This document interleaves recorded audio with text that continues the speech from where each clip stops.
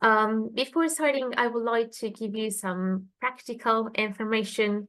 So one thing is that we would like to invite you to please keep your microphone muted when you're not speaking, and to unmute your microphone when you're asked to collaborate. So if you have any questions, if you would like to comment something, feel free to turn on the mic. And on a similar way, we also like to invite you to turn on the camera so we can see each other. We're not that many today, so it will be nice to see people instead of just names appearing on the screen from this side. It's always nice to speak to someone and not just names. And then last but not least, a few engagement tool in case you're not familiar with Zoom. If you have any question, you can use the chat, but also you can easily raise your hand. There's a few buttons on the bottom of your screen. One is like hand raise or react. Just feel free to unmute yourself, as I said, or to use the mic. And last but not least, we would like to invite you to rename yourself, ideally as I did. So you can put like your names, your name, your organization, or the name of your region, so we can know from where you're all from. Before starting, we would like to have a quick check-in with you. So I would like you all to invite to open the chat. We're going to use the chat for today's check-in. We have two questions for you. The first question we have is, we'd like to ask you to please share where are you based and what is your area of expertise, and type here in the chat so we can all see from each other where are you from and who is in the room today. I will give you like a few more seconds and I will also start typing from my side.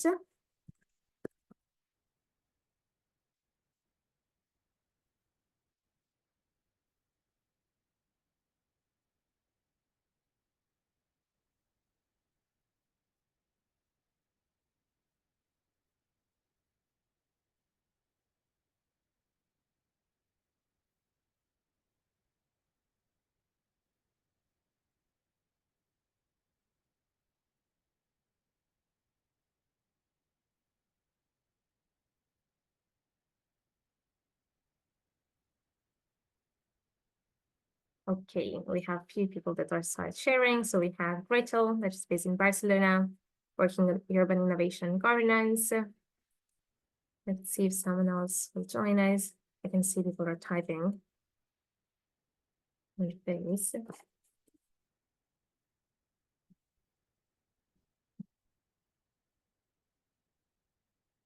I'll give you a few more seconds. We have Theo, based in Aten, working on agri-food system and short food supply chain. We're very well connected to what we're going to talk today. We have Hakan from Turkey, which is project manager expert. We have Bektas, sorry if I'm not pronouncing it in the right way, based in Turkey as well, represent municipality in Britmar. We have Clara from Malaga, working on expert in circular economy from Croatia. From Utovo, we have some anthropology. We have some climate risk analysis expert, someone from the expertise or the natural areas under legal protection. Thanks everybody for sharing. And then I do have a second question. I would like to ask you to, so when you're in the chat, there's a small emoji on the button. I would like to ask you to please use an emoji to reply to the question, how are your level of energy today? So if you can select one, I'm happy to start.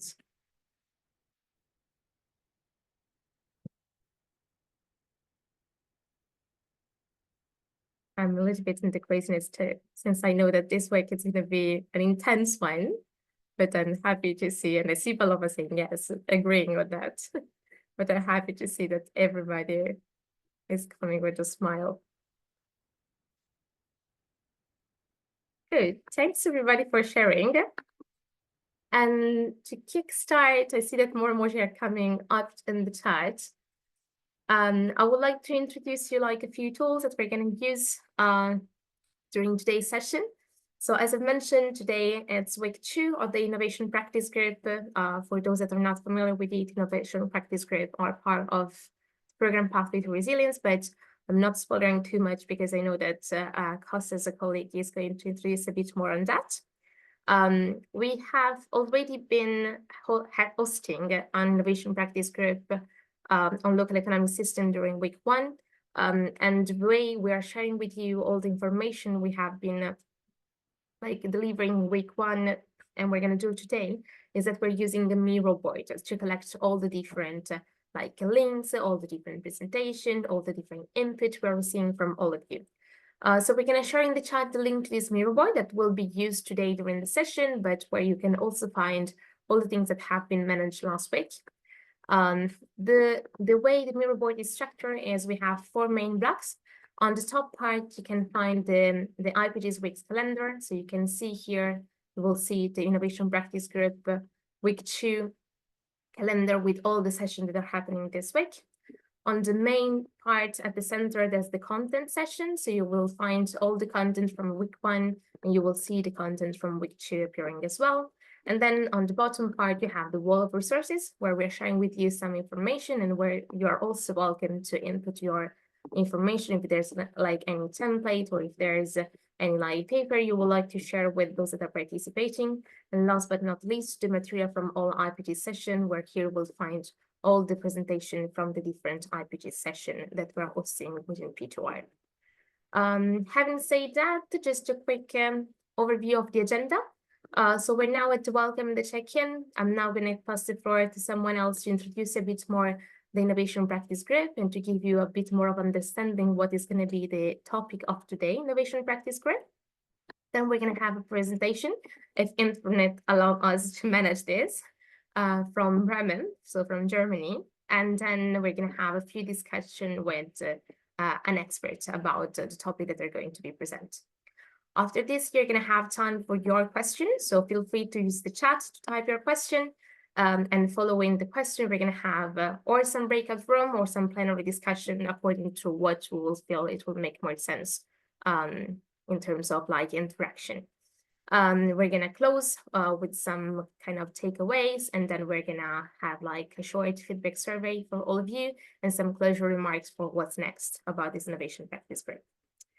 And having said that, I'm happy to pass the floor to Kostas from Athens University that is going to host us today. So Kostas, I'm going to stop sharing my screen as we agree, and the floor is yours. Good morning, everyone. Thank you. Thanks so much, Sylvia. I would also like to welcome everyone to this second week of the Innovation Practice Groups on local economic systems. I'm just trying to get my presentation to be presentation mode. Just let me know if it's working all right. Yes. So many of you would know that the innovation practice groups are an integral part of the Pathways to Resilience project, and it's an initiative and a key component that involves learning and knowledge sharing guided by regional resiliences, regional challenges and needs. The main focal point is that the lead is given to the regions themselves. And this is what we are trying to do in both sessions, and that we will continue trying to highlight in the next innovation practice group sessions. So the point is that through the enhanced insight on specific attributes allocated to the diverse economic and social and economic systems, the regions can connect. So this knowledge and expertise sharing mechanism that will contribute to this creation of the P2R community and beyond. So innovation and adaptation practitioners across Europe with a scope under the lens of transformation and adaptation. And this is one of the attributes, one of the specific cases in P2R where we promote knowledge exchange directly led by the regions themselves. We had the first week back in March. We had target insights from 3 regions, the Marche region from Italy, the region of Western Greece, and the region of Highlands in Scotland, so the Highland Adapts initiative, focusing both on tourism and agriculture. Now we're beginning, so this is the first session of the second week, so there are 9 sessions, if I'm not mistaken, all over this week. And for this round of sessions, we have changed the format a little bit, which I guess you will understand as the week progresses, to make sure that the regional experiences are brought to the forefront, looking into the feedback both from the kickoff meeting back in The Hague last year and the feedback we received from all of you in the first IPG week back in March. So just a few words, maybe some of the, if you were participating back in March, maybe you remember, maybe not, on the overall objective and the overarching aims of the local economic systems innovation practice groups. So the awareness raising issue is very important, as we have identified, and before P2R, we have identified that this is one of the key barriers for adaptation and leveraging finance for adaptation projects. We aim to feed into this awareness gap through sharing best practices and knowledge from the regions themselves directly, encouraging regions to address local economic systems directly in their adaptation planning. We will come to that in just a minute. As always, the feedback that we gathered through this session, but also after this session and through the Miro board that Sylvia explained, is very, very useful for us. So we keep having this living experience of innovation practice groups all over the next sessions. And the overarching aim of all the whole of P2R project, especially focusing on the formation adaptation, is embedding innovative solutions. So what better from innovative solutions that are shared by the regions themselves? So as you probably know, key community systems are a basic pillar in the mission adaptation from the European Union, and local economic systems is one of them. So one of the 5 key community systems. However, they are linked into all of the rest and the enabling conditions as well. The 2 basic tenets of the local economic systems approach are innovation and skills.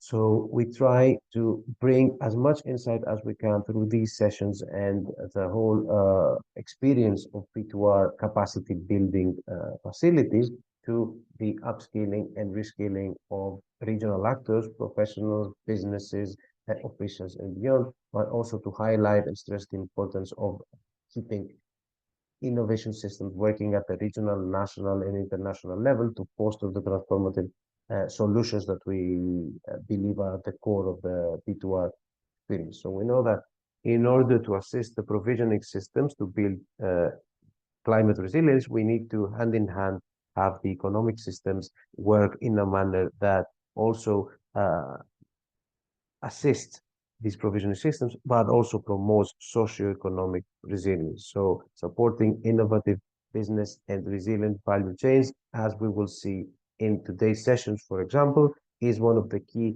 components of this transformation. And a few words on P2R and how local economic systems are directly embedded. You probably know by now the 2 basic mechanisms, the 2 basic frameworks in Pathways to Resilience. So the regional resilience journey with a systemic approach to understand the flexible approach to guide regions to regional resilience through a series of carefully calculated and sequenced steps. Local economic systems and economic sectors are directly embedded in the formation and formulation of these strategies and throughout the regional resilience journey. Pathways to Resilience co-shapes, together with the regions, the business models that integrate adaptation measures into supply chains. So climate-proofing the economic systems on top of everything else. And obviously, through the help of the P2R capacity building program, we have the adaptation investment cycle, which most of you are familiar by now. So the framework through which we aim to bridge the adaptation finance gap in EU regions, designed meticulously to map to the specific steps of the RRJ. And by default, this incorporates all economic sectors and contributes to the transformation of all economic systems. Finally, just a few words before giving the floor to to Jessica and the team for the presentation we have today. The sustainable food system case. So we touched upon this in the first IPG week, mostly with the case of Highland Adapts in Scotland, but now we have a dedicated session on the role of food system transformation, demand-based food system transformation. We know that agricultural and food systems are responsible for almost one-third of global greenhouse gas emissions. We know that there's a bidirectional relationship between climate change and the agri-food system. So globally, the challenge is how to feed a growing population with respecting planetary boundaries and abiding by global climate targets. In the European case, we understand that demand has a big part to play given the condition, for example, compared to other areas in the world, such as South Asia or Sub-Saharan Africa. So shifting demand through organic diets or healthy diets enabled by public procurement, as we shall see in the case of the city of Bremen in Germany, has potential to enhance food security and nutritional value for local population, especially vulnerable groups, contributes to emission reduction at the regional and national level through the mechanisms that we know govern the agricultural emission procedure, and support regional producers through strengthening the local, shortening the value chains, as we will see in one of the insights that we have today from our colleague here in Athens. And finally, as we shall see, environmental awareness through food and diet awareness is a way to, let's say, kill two birds with one stone. So looking forward to a very insightful presentation by the city of Bremen, and all of your comments. We're very curious to see if there's anything similar in your region, your country, or based on your experience through your networks. So I'm happy to pass the floor to Jessica if the connection allows us to. She's the first speaker. She will be followed by a short presentation by Dr. Theo Benos from the Athens University of Economics and Business. So I don't know if Jessica can connect. Yes, thanks, Kostas. Can you hear me? Yes, loud and clear. Do you want me to stop sharing or do you want me to continue sharing? No, you have your own presentation, so I should stop. Sylvia has got the presentation for me. Thank you very much.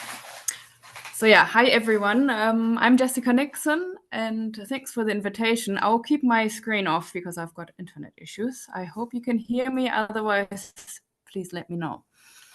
So yeah, I'm from the Organic City of Bremen. That's an initiative by the Center of Environment, Climate and Science that promotes sustainable food systems in the city-state of Bremen, Germany.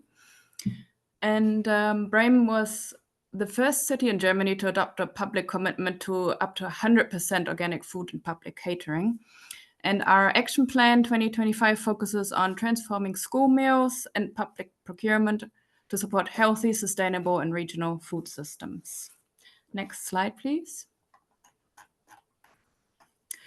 Our journey started in 2015 when Bremen became part of the German Organic Cities Network.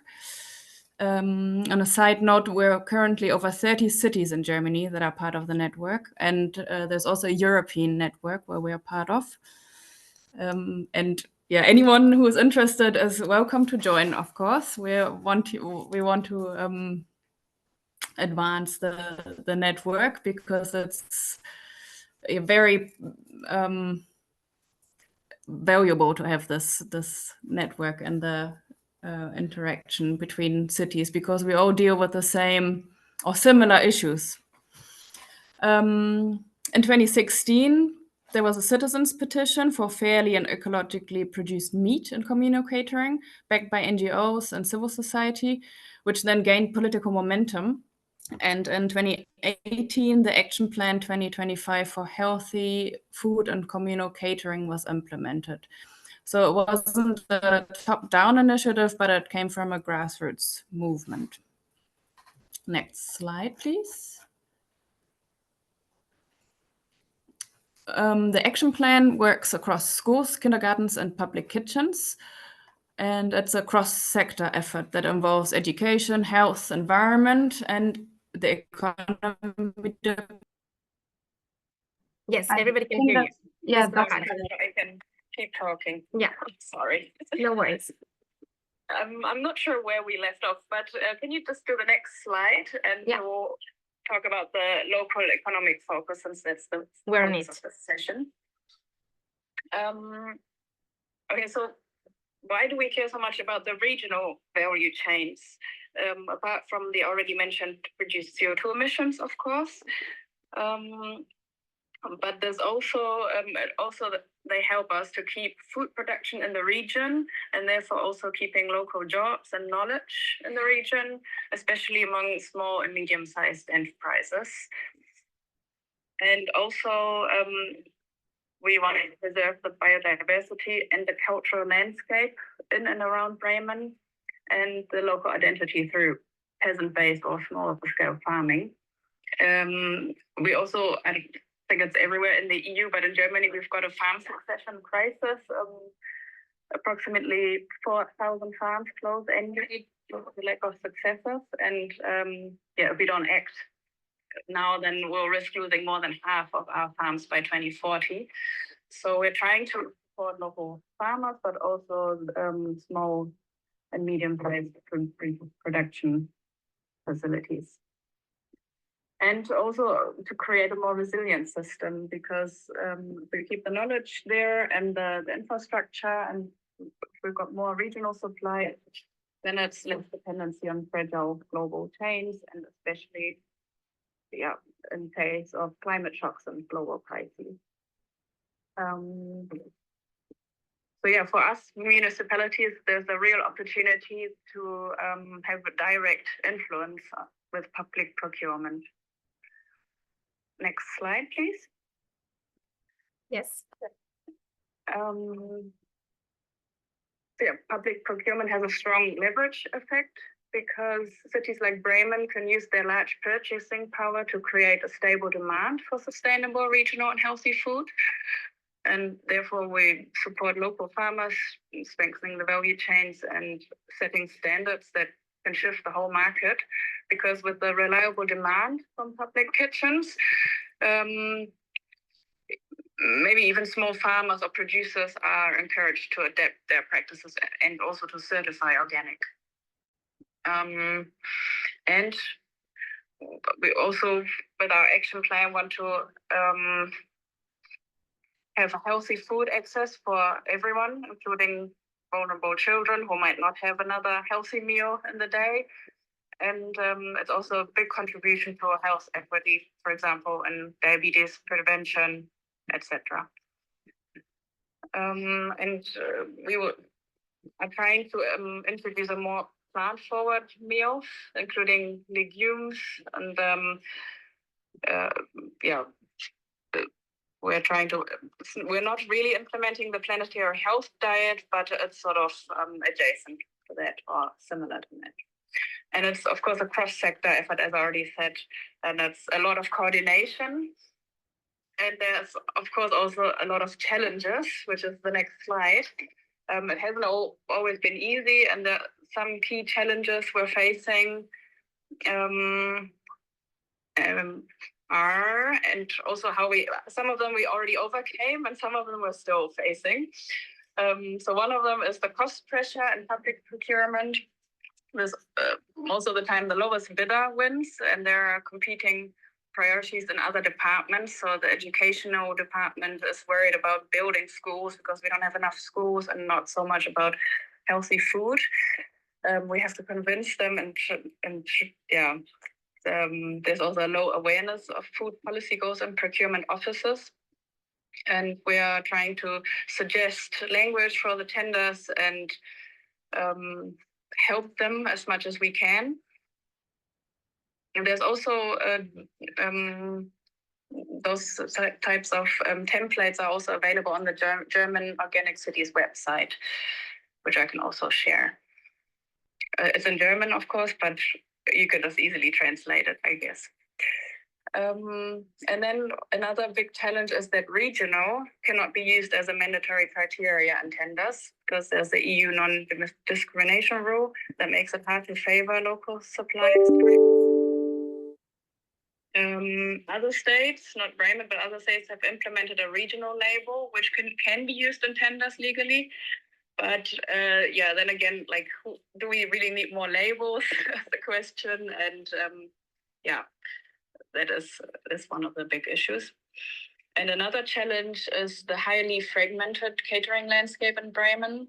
There's a mix of external caterers, self-operated kitchens, and different providers that all have varying needs and capacities. And there's also no consistent monitoring system in place to track the quality of progress. Then there's obviously lack of infrastructure for regional supply chains,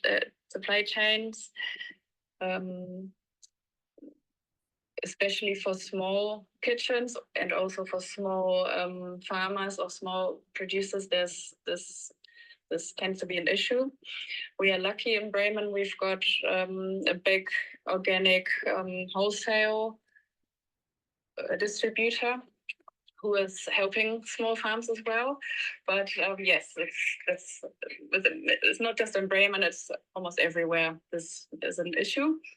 And then we've got staff shortages and limited trainings in kitchens. And there's not many skilled personnel in those kitchens, and training for fresh cooking is rare or insufficient because as well, many kitchens are reheat-only facilities, and some of them don't have any capacity for fresh cooking, so they can only use caterers. And finally, a big challenge is, of course, that change is always hard. There's always quote-unquote losers when systems shift. So these are our challenges and not just ours. Next slide, please. Yes.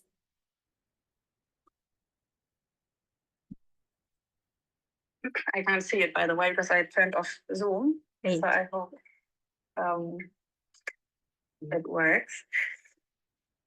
Okay, so our main focus or strong focus was on education, awareness, and networking. One key milestone that we've reached or that we've focused on is to establish our Forum Küche, which is Forum Kitchen in English. It's our house of food. In Copenhagen was the first one of those competency centers in Europe, and Berlin has one, and then Bremen now has Forum Küche. It's a competence center where kitchen staff is trained in fresh cooking techniques. They're connected to local suppliers. It's like a food hub for where everyone can be trained, connected, and it's sorry. Yeah, how that works now. So yeah, our Forum Küche is the main thing. We're doing networking events there, something like Organic Meats Gastronomy, where farmers can meet people, restaurateurs who want to have organic suppliers. We also fund non-governmental initiatives that work towards this. And we do have our annual Organic City Market Festival, which is always fun, but it also helps to raise awareness. And from the challenges that I mentioned previously, we did create a monitoring evaluation tool, which is just now in place, and it's currently being done, and that hopefully in the future we'll have annual numbers that actually help us to monitor it, which was really, really hard, way harder than we thought because of this heterogeneous food landscape. And so what's next. Because the action plan, next slide, please. The action plan will come to an end this year. And as a next step, Bremen is currently developing a comprehensive food strategy through a participatory process. And this strategy will build on the achievements of the action plan and integrating its goals into a broader and more long-term food policy framework. And then it will be a more holistic approach, also addressing topics such as food waste, food poverty, food education, and sustainable public procurement.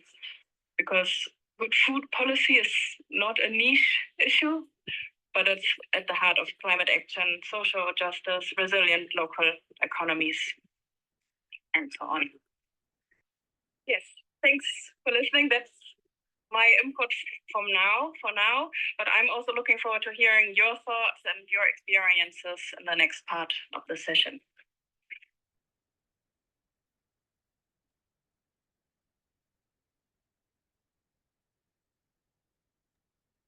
Thank you, Jessica. Thank you very much. I know we had some issues with the sound. I think we got the most of it, but there's certainly room in the Q&A sessions to clarify any issues. I'll just give the floor directly to Dr. Theo Benos from the Athens University of Economics and Business for a short intervention, and then we can collect questions from the audience regarding both insights. So Theo, the floor is yours. Thank you, Kostas. Thank you, Jessica, for the very informative presentation. Just a brief introduction about myself. I'm a researcher at RISI's laboratory here at the Athens University of Economics and Business, which is also part of the IPHORIA network. I will try to turn a bit our attention more on regional value chains and how we can reinforce them. Particularly in a public procurement context. But first, I would like to compliment the initiative Biostat Bremen and Mrs. Nixon herself for adopting a holistic approach to food policy and demonstrating that healthy food can be inextricably linked to a healthy environment. So, like Ms. Nixon, I believe that metropolitan regions and public procurement can indeed serve as essential tools in addressing public health and environmental issues. And I think we can all agree that despite the challenges and the difficulties that Mrs. Nixon spoke about at the last slides of her presentation, so this initiative, Biostat Bremen, through its communal catering systems, effectively illustrates how to create a more sustainable and equitable food system for the residents of modern metropolitan areas. But now, let's try to define things, because we know quite often, if we do not start with some definitions, then we might realize that we operate in a legal vacuum. So if we have not regulated things, then it becomes a bit difficult to intervene. For example, as Mrs. Nixon said, to intervene in the tendering process. So when we talk about regional value chains, we typically have two basic terms, two dominant terms. The one is short food supply chains, and the other is local food systems or regional food systems. Although these terms are often used interchangeably, and although there is no single or universally accepted definition for either, we typically treat the second, local food systems, as a subset of the former. So with local food systems, we typically understand food produced, sold, and consumed in a certain administrative or geographical area. However, we need to note that this term does not take into account the number of intermediaries involved. With intermediaries, what do we mean? We mean who mediates the transaction or the relationship between the producer and the end consumer. And as we all know, there can be various intermediaries, for example, processing companies, wholesalers, and of course, retailers. In contrast, the term short food supply chains is a bit broader and consists of two main components. So we understand food supply arrangements characterized by first, a limited number of economic operators. And second, geographical proximity between consumers and between producers and end consumers. So with the term limited number of economic operators, we usually mean not more than one intermediary. And with the term geographical proximity, we usually mean a NUTS 3 or a NUTS 2 area at max. Now, with short food supply chains, we also do have, it's not like a unitary configuration or outlet. So short food supply chain configurations are rich, and we typically divide them into direct, so with no intermediaries, and indirect. To give you some examples, the direct configurations include on-farm sales, going to the farm, online farm sales, buying online from farmers, going to farmers markets, going to collective farm-owned shops, participating in a food box scheme where you get your food box delivered on a regular basis at your home. Or we have the indirect channels, which can be specialty shops, organic shops. It can be restaurants which offer local products. And of course, we have today's topic, community catering services. So now you might ask me, do consumers care about short food supply chains? Do they embrace short food supply chains? So we have, from a recent Eurobarometer study, one very interesting finding that 9 in 10 Europeans say that if food products are part of a short food supply chain, this is already an important factor in their decision to buy food. Also myself, I participated recently in a 3-year Horizon project which focused on short food supply chains, and there we conducted a survey with 2,000 respondents from 4 countries, including Germany. In the context of this product, participants in the survey, more than 70% stated that they buy at least sometimes from short food supply chains. So the answer is yes, consumers in Europe at least do seem to care about short food supply chains. And then you might ask me, why don't we have more people embracing short food supply chains, buying from them? Or why don't we have people buying more from short food supply chains?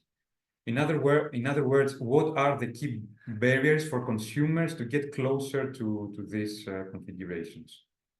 The most common barriers that we have identified are the low accessibility. So consumers often complain that it's not easy to get to food supply chains. The limited product range. So unless it is a configuration like farmers markets, if it is like to individual producers or to other outlets, then they might have a difficulty to find all at once. The low awareness, we heard Dr. Delis previously talking about the awareness gap. We also heard about from Mrs. Nixon talking about the low awareness. So typically short food supply chains do not promote themselves effectively, so people do not know how to find them. And another perhaps surprising barrier is that consumers, when they directly transact with producers, they have expectations that the price will be lower. However, they form these expectations and then they realize that this is not always the case. Now, when we directly zoom into public procurement and catering, what are the barriers? I think that Mrs. Nixon listed the basic barriers, so I'm not going to repeat them. But some common barriers that we typically identify is, once again, the product range, that you cannot easily find everything all at once from single producers. The insufficient capacity of producers, their common inability to scale up, like to supply the quantities that might be demanded by catering services. And of course, the fact that producers are often unprepared for the extra administration required when it comes to public procurement tendering processes. Now, the most critical question, of course, is how can we overcome such barriers and then effectively reinforce short food supply chains or regional value chains? So once again, we come to closing the awareness gap. So we need to raise awareness for them. For example, we do have some regional governments who try to run information campaigns to showcase the difference of such chains and stress their benefits. So speaking of the benefits, we need to emphasize not only the environmental ones. We had Mrs. Nixon talking about environmental benefits, Dr. Delis talk about the environmental benefits, but research has shown that when it comes to particular these value chains, we also need to emphasize the ethical aspects, like the support for local producers, for rural communities. So next to the environmental implications, we also need to keep in mind that for buyers, for end consumers, the social implications are also important. Second, we need to establish more collaborations. For example, one common solution that some regional governments or some other key players in the value chain have identified is to use the services of cooperation brokers. So there are cooperation brokers out there who can get the producers with catering services in contact. And third, when focusing on the public procurement itself, as Mrs. Nixon said, we need to find ways to intervene in the tendering process. And since sometimes there are restrictions, for example, as Mrs. Nixon said, we cannot define regional and then put a restriction. What I have seen from certain regional governments, what they do, they try to stress the gender responsive public procurement. And in this case, they introduce a criterion that favors supply from women cooperatives, for example.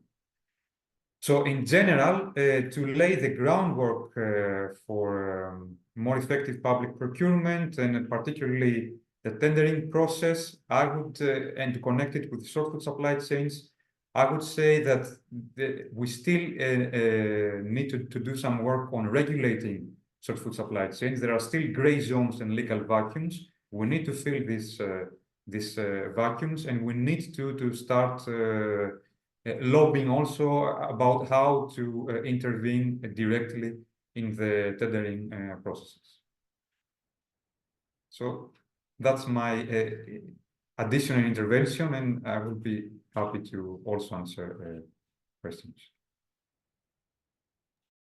Thank you, Theo, and thank you for underlining the economic aspect of the project, and given the fact that we're in the local economic systems IPG, and I think it's very important to understand the co-benefits in different realms, for example, environmental, economic, and social. So I think we can move forward with a couple of questions that are in the Zoom chat. I don't know if Jessica is able to reply. For example, the question by Hakan from Sandiot, Turkey. Hi, Kostas. Can you hear me? Yes, loud and clear. Okay. I hope it stays like this. Yes, I have read the questions. Thanks very much. So Hakan asked, what's the budget of the project and how has it been financed? Yeah, so it's not really one single project itself. It's more like a strategic framework, and we're doing it for quite some years now, so it's a bit difficult to answer it. And financing also is coming from various sources. We're doing national projects where we have external money coming, and we are doing some EU projects as well. And of course, Bremen is funding it. It is quite a significant number for the House of Food, for our Forum Kitchen. I think it's about 500,000 a year or something like that for the last 2 years, and we're hoping that it can stand on its own feet. So we're trying to get more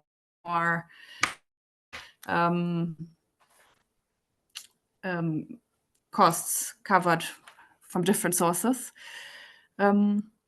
And the second question is, do you see any results now? Yes, we are seeing results, but we don't have this monitoring system 100% in place yet. So they're just all the different departments answering what they think they have reached, but they're not. We don't have actual numbers, apart from at kindergartens. So the public kindergartens, I think they're at about 70%. And schools, yeah, we don't know about schools, so that's why we're doing this thing. So I guess in total it would be like 50% organic at the moment. And are we seeing any results? 10% more consumption. Yes. So one other measurement we could maybe take is that we've got more and more organic farms in Bremen, which is a city state, but we still have actual agriculture, and we're at the moment at 36% organic agriculture in Bremen, which is like the highest amount in all of Germany. So that's all pointing in the right direction, but it's really hard to actually measure it. Yes. I hope that answers it. I don't know, Hakan, if you would Thank you very jump much. in. This guys is okay. Thank you very much. Okay, thank you for the question. I think we have another question from Bektash in Turkey as well. How does the Organic City Network collect and incorporate social feedback? So I think it was partly answered, but in general, the citizen reaction, the behavioral aspect. I know we have another IPG dedicated to behavioral aspects, but it would be nice to have an insight here as well. So how did you feel, Jessica? I know you mentioned, and that's very important, that it began as a grassroots movement. So in essence, it was, citizens' uh, demand, so to speak. But have you encountered any pushback from the citizens or from the community? Definitely, yes. But I have to say that Bremen is quite a left-green leaning city and always has been. So the political will is definitely there. And also the citizens are quite sort of, I don't know how to explain it, but, like left-greeny type people. And we are still in close contact to all the people who actually did this petition. And there's twice a year we're doing a networking event where we invite everyone who is willing to participate, where people can just share their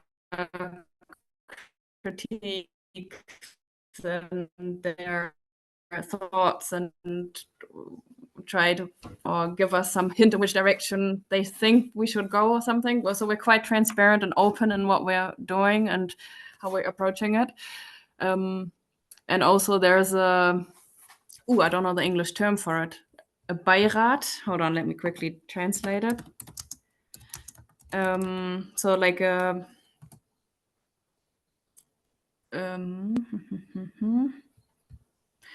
group of stakeholders who are coming together, I think, twice a year as well, and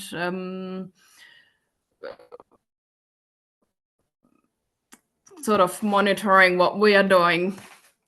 And that's also like a civil board, advisory board, or like a council. Yeah, so that's what we're doing. It's really important. I mean, And yes, to mention as well. Yes, please go on.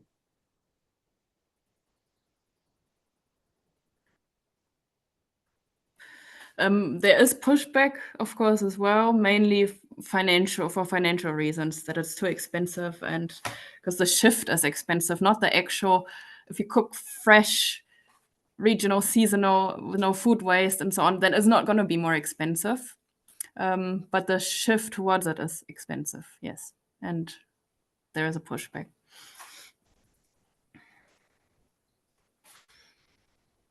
For the end consumers. I was thinking mostly about, since you are dealing with schools and kindergarten, how it's, but if you say that the community is in general supportive, then this is a very crucial step, because it's usually more sensitive to apply these changes, especially across schools. And I don't know, I hope that participants can help us about the situation in their regions and cities in terms of who actually decides the food planning for schools, so the procurement for schools. At least from our experience here, I know that in the case of Greece, for example, it is decided at the national level, at the central level, so a city or a region would not have the authority to do so. But I see another question on from Nicola uh, on the price of the products. I don't know, Jessica, if you can if you have an answer for this. Is it the market value price or special price directly with farmers or these for these products we use? Yeah, we don't negotiate it because we don't have like a centralized procurement. It's more that every facility is basically doing it themselves. Yes, we're just trying to facilitate the small and medium enterprises are considered at those things. Makes sense. On my side, just a final question on how could a city participate in the Organic Cities network? Is it simple? Is it open? You mentioned it's not confined in constrained in Germany, right? So how could we, for example, a city be part of this network? Yeah, the city just has to be willing to sign a contract or like to have it through their city council and have some of the targets. Like there's not a mandatory number that you have to achieve, but you have to sort of work towards it, towards sustainable food and regional value chains and all that stuff. But you can have your own targets and just write them down and have your council sign it or vote on it, and then you can join the Organic Cities network. So everyone is free to join if they're willing. So that's a very, very positive Yes, message. Yes. Okay. So make sure to tell everyone who's not in this session as well. I think we can give the floor to our guests or participant from the regions. I don't know if you're all looking into the My report. There's a couple of questions that we would encourage volunteers to share their experience. For example, how could public procurement be used in your region to support local SMEs and food producers as it is in Bremer? Or if you are aware of such a scheme, ideally in the field, the broader field of agriculture and agri-food systems. But if it's another economic system, then we're more than happy to listen to it. So the big question is, how is public procurement as a demand-based lever helping in shaping the transformational adaptation objectives or the economic objectives? So do we have any volunteers, or should I pick one?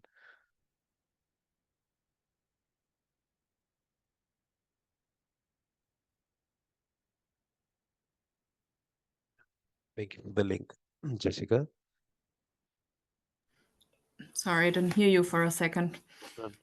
No, just thank you for the link on the Organic Cities. Yes.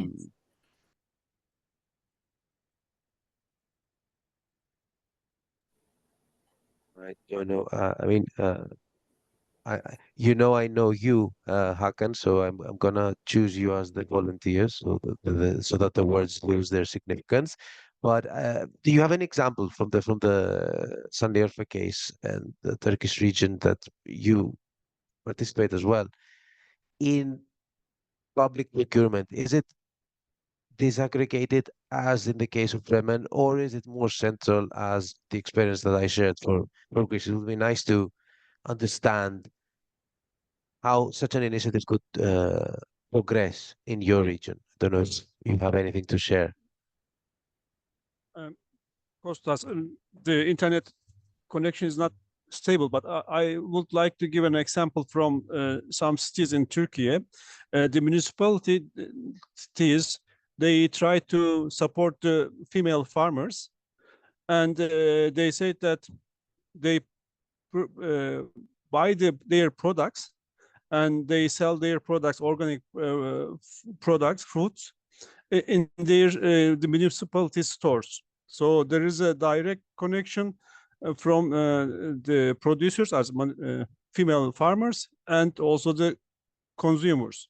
So the municipalities, as I said, they try to do this, and they try to support the female farmers. It's a very common experience here in Turkey. So you can find in a lot of places. Also, you can find organic markets, which organized by municipalities. So I think this is an example from my city, my country.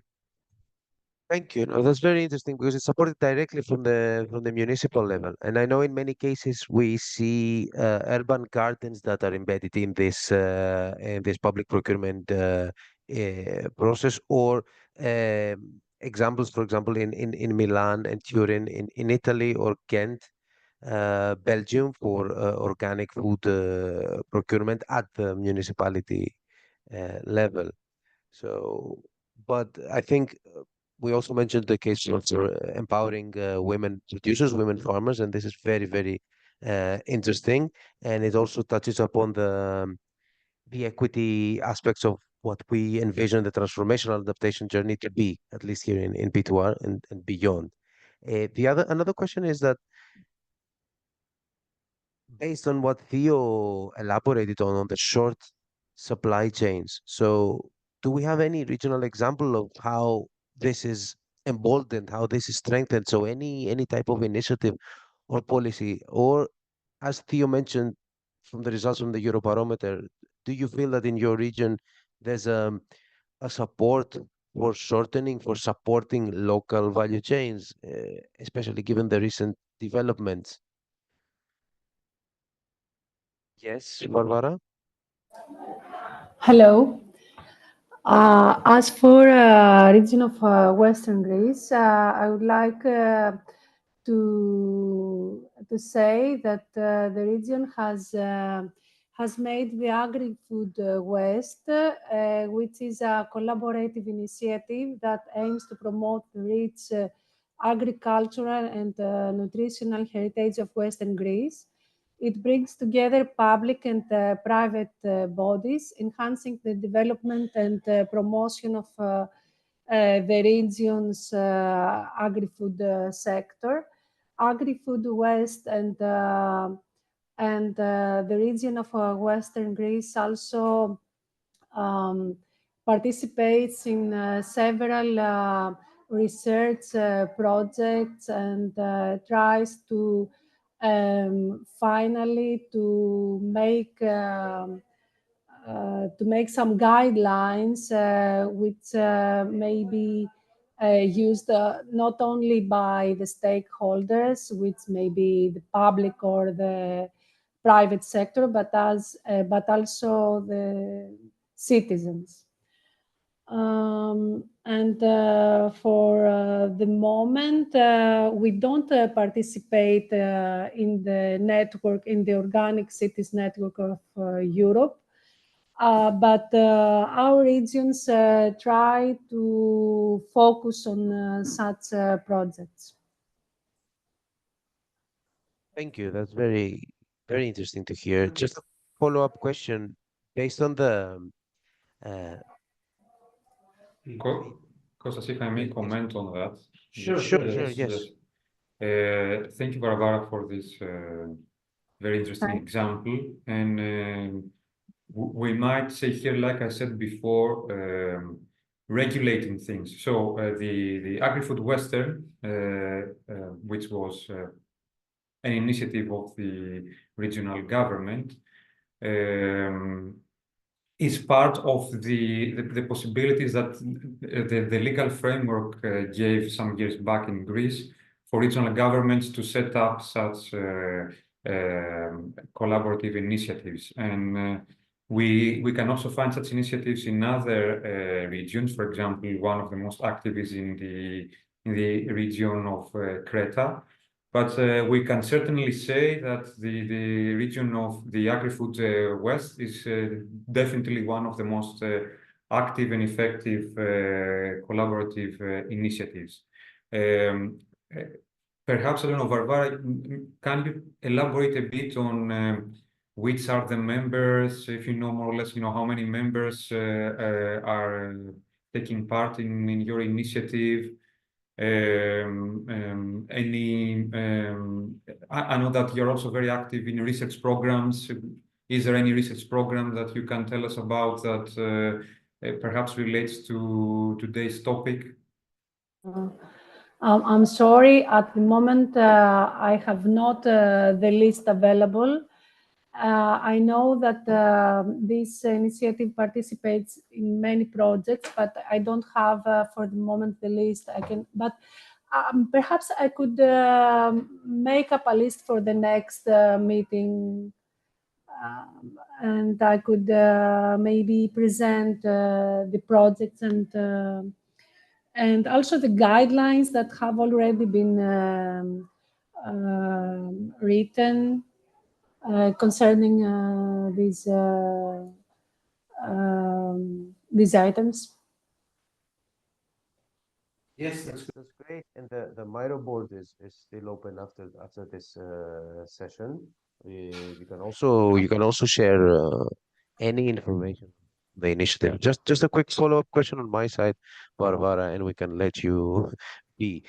Given the fact that we had the focus on these two sectors was the key feedback from our kickoff session in The Hague a while ago. So agriculture and tourism. Given the rich cultural heritage of the region of Western Greece, with obviously the site of ancient Olympia and the big importance of tourism as an economic system and value added in the region, have you touched upon any of the complementarities? So, leveraging procurements from tourist establishments for these organic food or this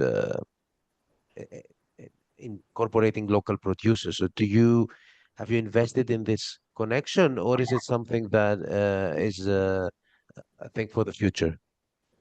I think, as far as I know, it is a plan for the close future. But I will provide you some more information on Miro, if possible. Thank you. Yes, it would be really nice because it would be a nice bridge between the two key topics of the economic systems we're looking at, and the region is one of the regions in Europe with rich cultural heritage, together with being a tourist attraction for many. Thank you very much for this. Thank you very much.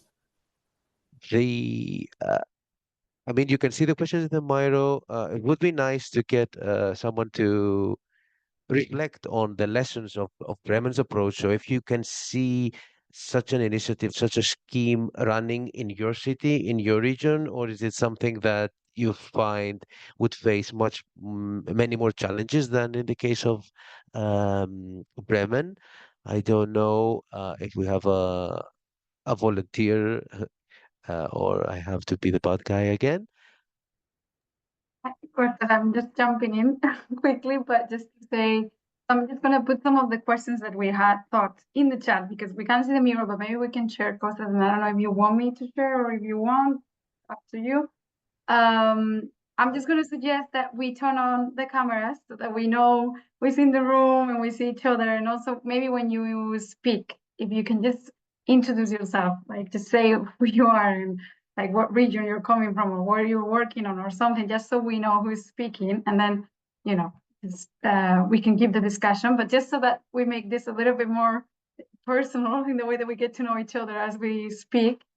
And I'll share the questions, just in the chat now, but it's basically to trigger any thoughts after you have listened to Jessica presenting their case in Bremen. Is there anything that comes to mind from your own region, like any experiences, any projects that you might be working on that could be interesting for the rest of participants here today, or maybe any lessons you're taking from Bremen that you thought are particularly interesting and you think could be applicable in your region. Basically anything that comes to mind. And I've also seen a question in the chat, or I think, right, from Ivan. I think we didn't really get to answer this Question one. from Ivan. Yes, I was just.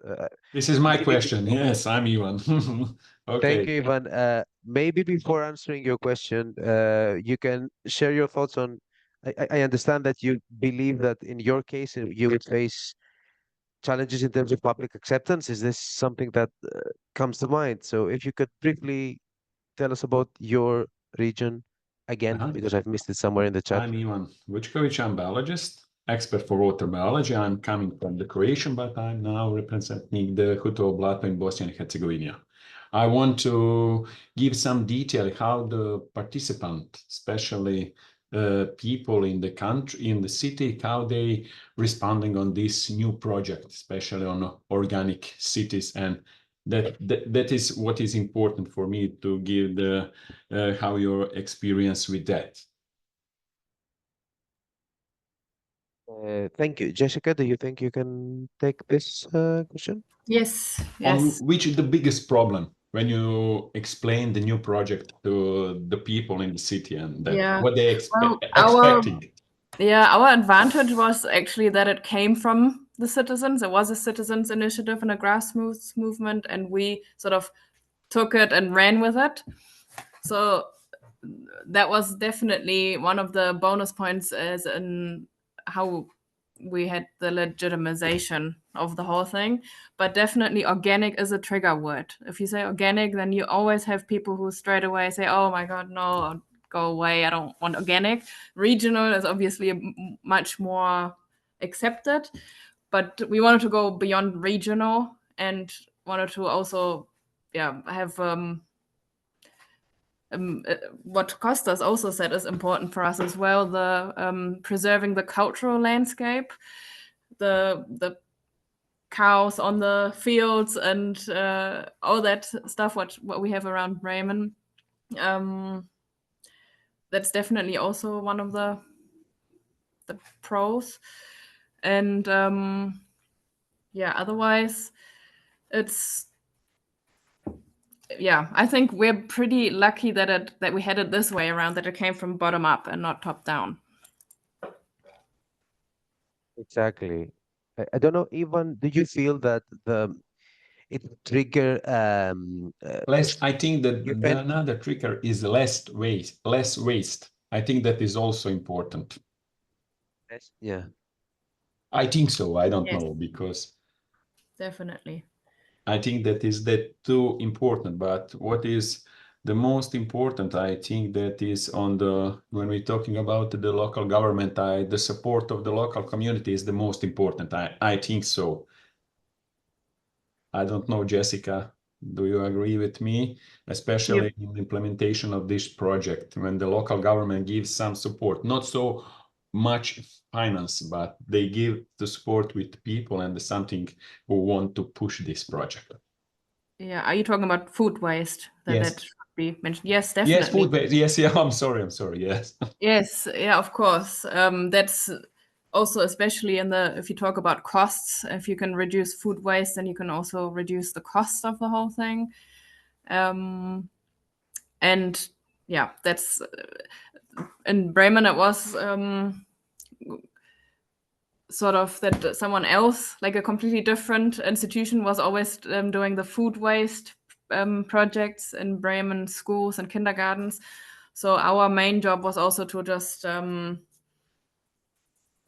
have everything under one roof and be the coordinating institution, so that we know who's doing what and not everyone's running around doing their own thing. So that was definitely also one of the big challenges we faced. Thank you, Jessica. Thank you. Yes. Thank you very much. Welcome.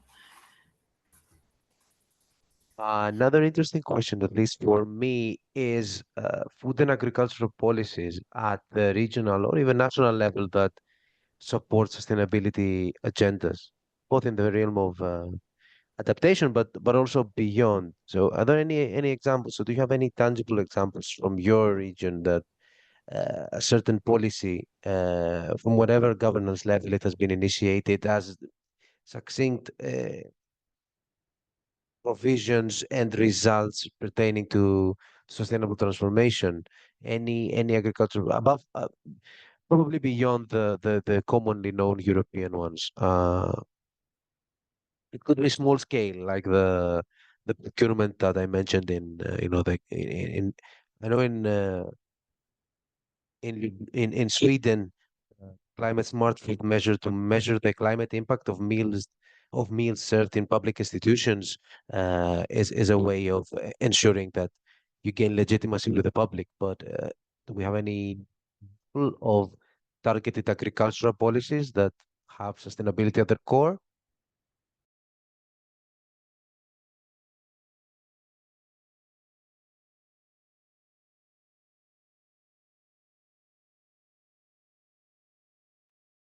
So this is a policy gap.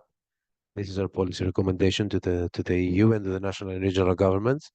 There seems to be a gap in the specifically climate proofing the agricultural policies at the local level. I know most of the regions and rural areas are trying to cope with the underpinnings of the common agricultural policy, but this does not mean that there's no room for smaller scale initiatives. And we saw the example of Bremen, for example, which is very successful and is a definitely provides some fodder for other similar cities to experiment with such issues. And it also highlights the need for effective governance models, as we have in the penultimate question in the chat. So examples of effective governance models or interdepartmental cooperation for implementing related climate action. So we keep stressing the need to view adaptation, both in the RRJ, in the AIC, and in P2R in general, as this holistic cross-sectoral process. But do we have something from the field? Do we have concrete examples, or do we have challenges that are associated with this? Do you feel that different departments or governance uh, levels are reluctant to cooperate for this common target?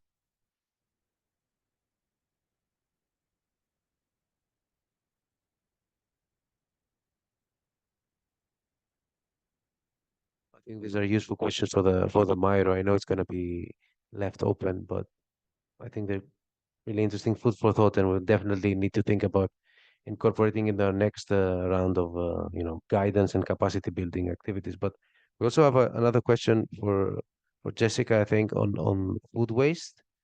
So I don't know if it's been integrated in the overall strategy of Bremen, Firestadt Bremen, Jessica.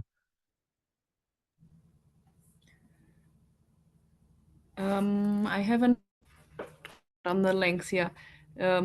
Plastic Move and MyPla Biotech. I don't know any of them. No. Perhaps I can shortly explain it. Yes, Jessica.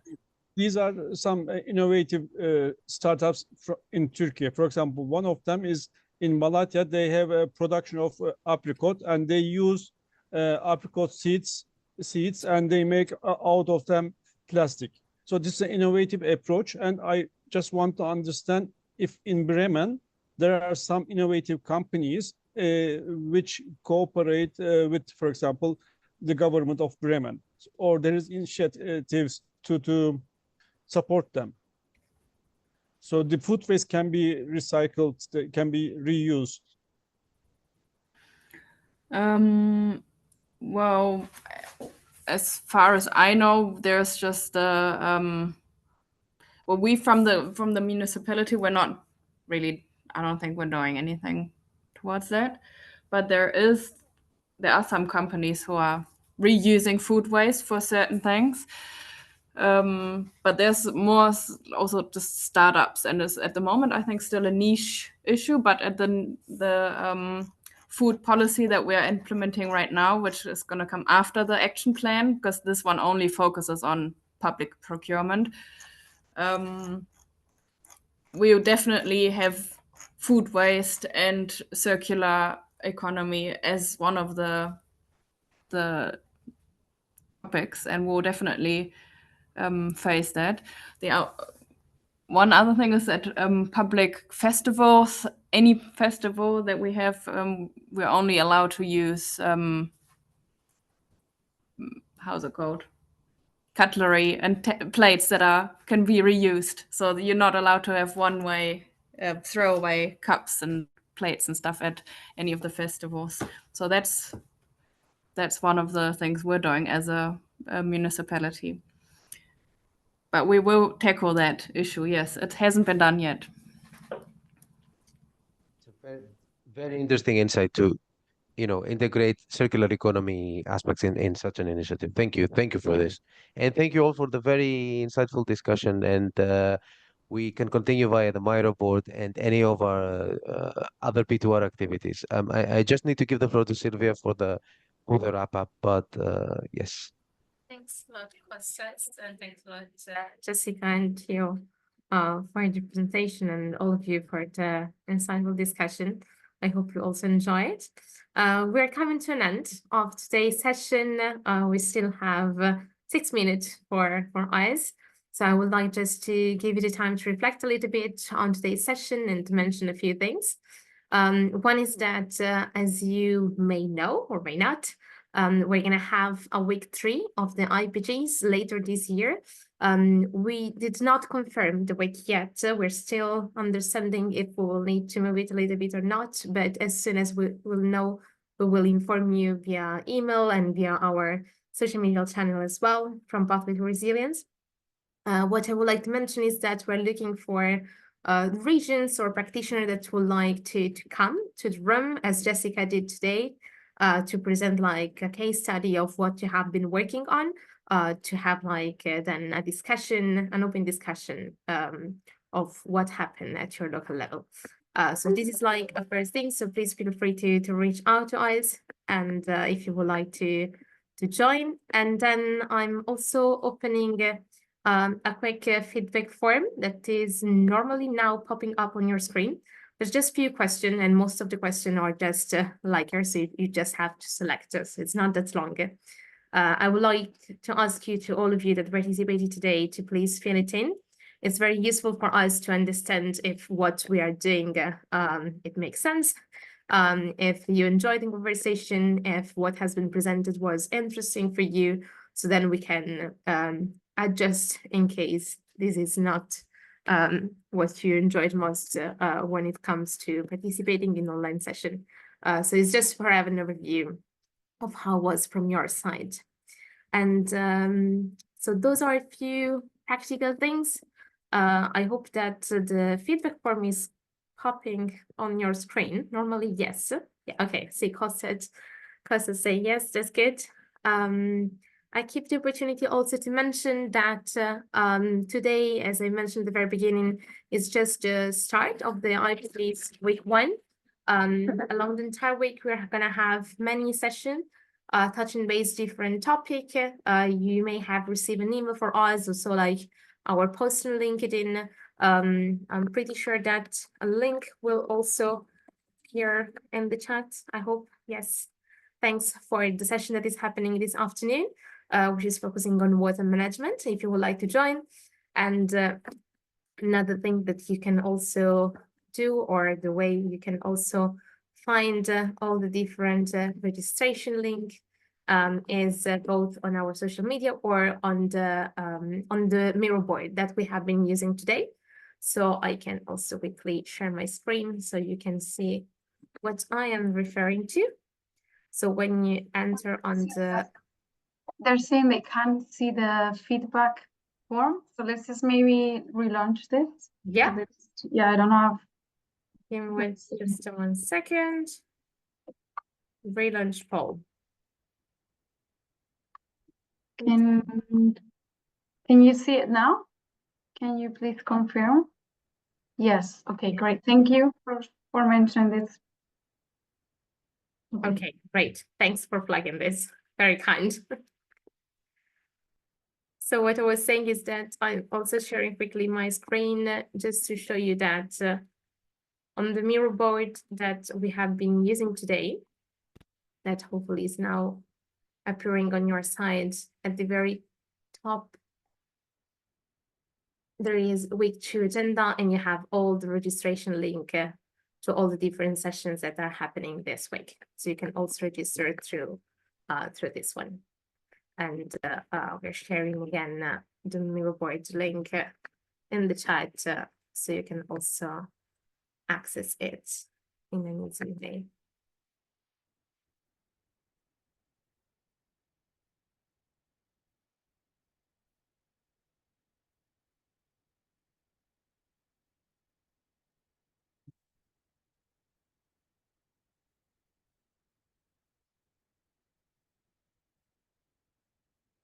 Thanks for also for sharing the link to the IPGs week 2. Okay, I see that people have started filling in the feedback form. Thanks for that. Just 3 out of 90, but it's a good number to start. And last but not least, as Kostas mentioned, the Miro board is going to stay open and available for all of you in case you would like to share, in case you would like to reply to different questions that have been raised, or to share any particular document. Also at the very bottom of the Miro board, you will find a presentation of today that you can see directly there.